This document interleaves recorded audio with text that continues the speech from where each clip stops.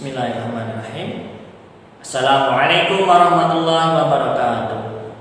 Semangat pagi. Apa kabar anak-anak hebat? Semoga Allah senantiasa memberikan kita kesehatan. Alhamdulillahirrahmanirrahim. Pada kesempatan kali ini Allah masih memberikan kita kemudahan untuk melanjutkan kegiatan bertolabul ilmi, melanjutkan kegiatan pembelajaran di semester kedua ini, yang mudah-mudahan Allah senantiasa memberikan kita keberkahan. Baik anak-anakku semua, marilah kita mulai belajar pada bab ini. Mari kita simak video berikut ini. Baik anak-anak, pada bab ini kita akan membahas mengenai materi tekanan. Tekanan kita bedakan menjadi tiga, yaitu tekanan zat padat, tekanan zat cair, dan tekanan pada gas. Sebelum kita melangkah lebih jauh, kalian boleh menyimak buku paket kalian dan mencatat penjelasan dari Pak Said. Baik, kita mulai dari tekanan yang pertama, yaitu tekanan pada zat padat. Sebelum kita melangkah lebih jauh, mari kita simak fenomena berikut ini. Silahkan kalian lihat gambar di samping. Kalian lihat pada tanah yang berlumpur, ya, tanah yang becek. Menurut kalian, pada kondisi tanah yang seperti itu, sepatu apakah yang cocok kita gunakan di tempat seperti itu? Ya, apakah sepatu boot atau sepatu high heel? Ya, sepatu hak tinggi. Bagaimana menurut kalian? Kalau kita cermati, untuk tanah yang berlumpur, tanah yang becek, kita akan lebih mudah berjalan pada kondisi seperti itu dengan menggunakan sepatu boot. Nah, kalau kita menggunakan sepatu high heel, kita akan kesusahan. Karena apa? Karena akan ada yang menancap di tanahnya, akan terperosok ke dalam tanah yang berlumpur.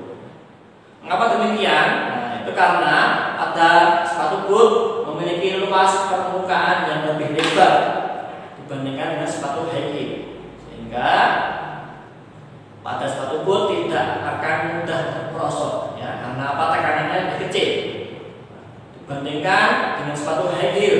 Walaupun permukaannya kecil, tapi itu mudah terperosok karena memberikan tekanan yang besar. Nah, dari dua fenomena ini bisa kita simpulkan bahwa tekanan itu berbanding terbalik dengan luas permukaan benda, ya, seperti kondisi sepatu tadi. Kalau kita memakai sepatu boot, luas permukaannya besar, tapi tekanannya kecil, ya. Berbeda dengan sepatu high heel, walaupun luas permukaannya kecil, tapi memberikan tekanan yang lebih besar, ya, sehingga pada tanah berlumpur dengan sepatu high heel akan lebih mudah terperosok ke dalam tanah yang berlumpur. Nah, ini yang pertama. Kemudian yang kedua, kalian lihat fenomena dua orang yang memukul paku di tembok, ya. Dua orang yang berbeda, tapi pakunya sama, ya. Dua orang itu adalah Pak Jono dan Budi. Pak Jono memukul paku dengan ukuran yang sama. Begitu pula dengan Budi.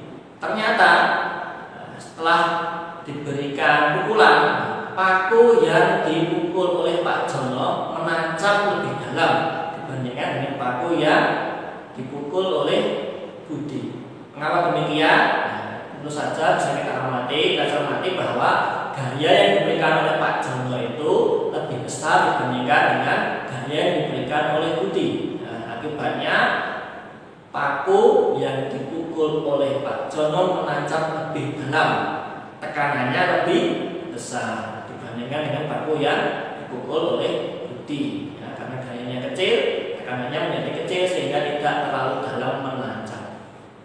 Nah, dari fenomena Pak Jono dan Budi ini tadi bisa kita tarik kesimpulan bahwa besar tekanan itu sebanding dengan besar gaya yang diberikannya. Semakin besar gaya, tekanannya semakin besar. Semakin kecil gaya, maka tekanannya semakin kecil. Anak-anak, dari dua fenomena yang tanah berlumpur dan memukul paku tadi bisa kita tarik dua kesimpulan, yaitu yang pertama,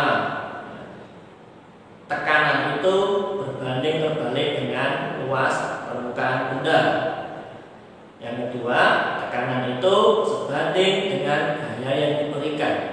Sehingga pada tekanan zat padat bisa kita rumuskan. Ya, tekanan itu disimbolkan dengan huruf P. P sama dengan F per A. Ya, P itu tekanan, satuannya Pascal atau Newton per meter persegi. Kemudian F itu adalah gaya, satuannya adalah Newton, dan A itu adalah luas permukaan benda, satuannya meter persegi. Nah, untuk contoh soal dan pembahasannya insya Allah akan Pak Said sampaikan di video yang terpisah. Oke, sekarang kita lanjut pada tekanan zat cair. Tekanan zat cair nanti kita bedakan lagi karena ada 3 kelompok. Ya. Yang pertama adanya tekanan hidrostatis, yang kedua nanti kita akan membahas hukum Archimedes, dan yang ketiga kita akan membahas tentang hukum Pascal. Ya. Yang pertama kita bahas tekanan zat cair, yaitu di tekanan hidrostatis. Kita pahami dulu ya. Nah, kita lihat gambar di samping ya. Ketika ada 2 orang yang berenang, ya, yang satu di permukaan, yang satu lebih ke dalam. Menurut kalian, manakah posisi yang memudahkan untuk bergerak? Apakah di permukaan atau berada di kedalaman tertentu? Ya. Bisa kita cermati, ternyata saat kita berenang di permukaan itu lebih mudah bergerak dibandingkan ketika kita berenang pada kedalaman tertentu. Mengapa demikian? Yaitu karena di air itu, pada zat cair itu terdapat tekanan hidrostatis. Nah, sehingga ketika kita berada pada kedalaman tertentu, maka kita akan memperoleh tekanan. Nah, sehingga kita akan lebih sulit bergerak. Semakin dalam, semakin susah pula kita bergerak, dengan tekanan hidrostatisnya juga semakin besar. Sekarang kita simak video berikut ini ya, video praktikum. Kalian juga bisa mencobanya di rumah karena alatnya itu sederhana dan bisa kalian jumpai. Oke, ya. Tekanan hidrostatis ya, alat dan bahannya antara lain papan berkala, wadah berskala, selang, corong, balon, lem tembak, gunting, pewarna, sedotan, selotip, alat tulis, serta air. Langkah kerjanya, pertama masukkan air ke dalam wadah yang berskala, wadah yang ada nomornya, ya, yang menunjukkan kedalaman. Semakin besar angka berarti semakin dalam. Kita masukkan ke dalam wadah. Kemudian balon kita gunting, ya, gunting di bagian ujungnya. Kemudian balon yang sudah digunting tadi direkatkan pada lubang corong yang besar. Kita tutupkan. Nah, lalu ujung selang dan ujung corong yang kecil kita sambungkan, kita hubungkan, dan kita lem dengan lem tembak. Kemudian kita membuat wadah lain yang diberi air dan diberikan pewarna. Kita aduk-aduk hingga merata. Ya. Kemudian, selang kita tempelkan pada papan berkala. Ya. Kemudian pewarna kita masukkan ke dalam selang. Nah, diisi dalam selang. Nah, kemudian corong sudah dekat balon itu, kemudian kalian tekan pada wadahnya. Nah, semakin dalam ternyata itu ketinggiannya itu semakin naik, ya, ketinggian tekanannya semakin naik. Nah, sehingga semakin dalam semakin memberikan tekanan yang lebih besar. Oke. Dari fenomena tadi bisa kita simpulkan, kalau tadi pada praktikum kita menggunakan air, sedangkan zat cair itu ada berbagai macam jenisnya. Tentu saja tekanan yang diberikan juga akan berbeda untuk masing-masing zat cair. Sehingga pada tekanan hidrostatis ini bisa kita rumuskan, yaitu P sama dengan Rho kali G kali H, di mana P itu tekanan hidrostatis, ya. Kalau beberapa buku itu menyebutkan dengan pH, satuannya sama, yaitu Pascal. Kemudian rho itu adalah massa jenis zat cair, tergantung permintaan soalnya, tergantung yang dicoba, apakah minyak atau air biasa atau mungkin oli atau yang lainnya. Kalau G itu adalah percepatan gravitasi, nilainya 10 meter per sekon kuadrat, dan H ini adalah kedalaman dari permukaan benda. Untuk soal pembahasan bisa kita simak di video yang terpisah. Kemudian tekanan zat cair yang kedua ada yang namanya hukum Archimedes. Pada hukum Archimedes ini contoh konkret yang bisa kita jumpai pada kehidupan sehari-hari itu adalah fenomena terapung, melayang, dan tenggelam. Mengapa kok bisa terapung, mengapa bisa melayang, mengapa bisa tenggelam? Nanti kita akan diskusikan. Tapi sebelumnya kita simak dulu video berikut ini ya, yang berkaitan dengan hukum Archimedes. Ya, ini kita simak dulu alat-alatnya. Ya, di buku juga ada, di buku kalian ada gelas kimia, ada gelas ukur, ada neraca bekas, dan juga ada beban serta kita butuhkan air. Dan kita ada tekanan zat cair. Juga nanti kalian coba dengan jenis zat cair yang lainnya. Nah, yang pertama, gelas kimia kalian hubungkan ke gelas ukurnya untuk mengukur jumlah air nanti yang mungkin tumpah. Kita ukur dulu berat dari bebannya, ya, terbaca yaitu 1,5 Newton. Nah, ini adalah berat benda ketika di udara, ya, berat benda sebelum kita masukkan ke dalam air. Kemudian beban kita masukkan ke dalam air. Nah, ternyata ada sejumlah air yang tumpah sehingga kita masukkan ke dalam gelas ukur. Kita amati benda tersebut beratnya, ternyata berat beban di dalam air itu mengalami perubahan menjadi seolah-olah lebih kecil, yaitu 1,2 Newton. Kalau tadi di udara itu 1,5, setelah kita masukkan ke dalam air menjadi 1,2 Newton. Mengapa bebannya berkurang? Nah, itu ternyata pada zat cair itu terdapat gaya apung, ya, gaya yang mendorong ke atas. Nah, kalau pada benda di luar air, nah, kita punya gaya berat karena pengaruh gravitasi. Sedangkan ketika benda itu masuk ke dalam air, nah, kita akan mendapatkan gaya apung ke atas, gaya yang berlawanan arah dengan gaya berat. Nah, pada hukum Archimedes ini berbunyi, jika benda dicelupkan ke dalam zat cair, maka benda tersebut akan mendapatkan gaya apung ke atas, yang nilainya itu adalah sama dengan berat zat cair yang didesak oleh benda tersebut. Nah, jadi pada percobaan tadi,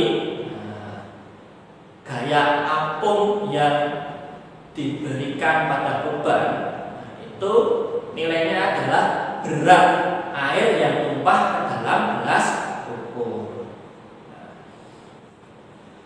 Pada praktikum tadi kita hanya menggunakan jenis zat cair berupa air saja.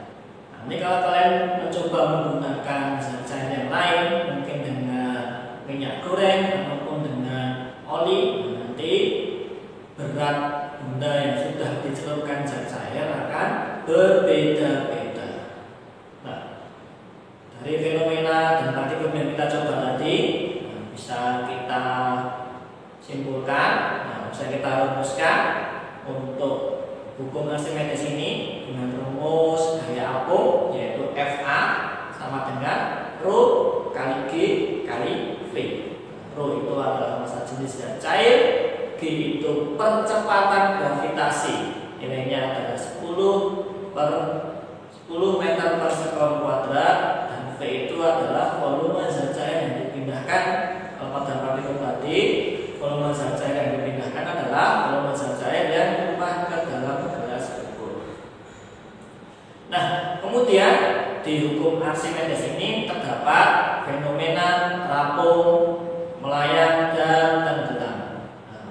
Untuk mengetahui mengapa kok bisa terapung, melayang, dan tenggelam, bisa kita coba percobaan berikut ini.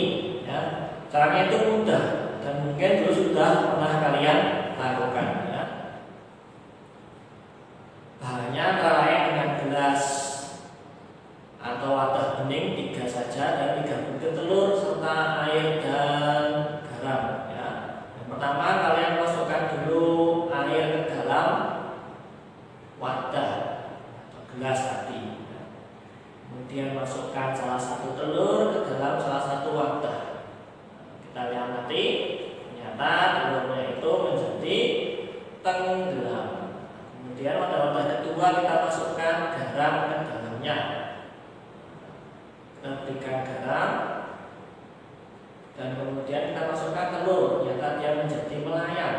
Kemudian gelas yang ketiga kita masukkan garam yang lebih banyak lagi. Ternyata telurnya itu menjadi mengapung. Menurut kalian ada yang tahu mengapa kok perlu diberikan garam dan mengapa kok garamnya sedikit dan garamnya banyak, dan mengapa kok telurnya itu bisa melayang, tenggelam, dan mengapung? Ada yang tahu? Ya, itu penyebabnya adalah perubahan dari massa jenis. Ya. Massa jenis zat cair itu akan mempengaruhi posisi benda. Ya, bisa terapung, melayang, atau tenggelam. Benda dikatakan atau bisa mengapung. Nah, itu syaratnya adalah massa jenis benda itu lebih kecil daripada massa jenis zat cair. Kemudian kalau benda dikatakan melayang, syaratnya jika massa jenis benda itu sama dengan massa jenis zat cair, dan benda itu bisa tenggelam ketika massa jenis benda lebih besar daripada massa jenis zat cair. Oke, ini adalah hukum Archimedes. Nah, kemudian tekanan zat cair yang ketiga membahas tentang hukum Pascal. Nah, fenomena yang bisa kalian jumpai yaitu pada saat kalian melihat cucian mobil. Nah, dicuci mobil, nah, kok mobil itu bisa terangkat ke atas, sedangkan alat untuk mengangkatnya itu ukurannya kecil. Mengapa demikian?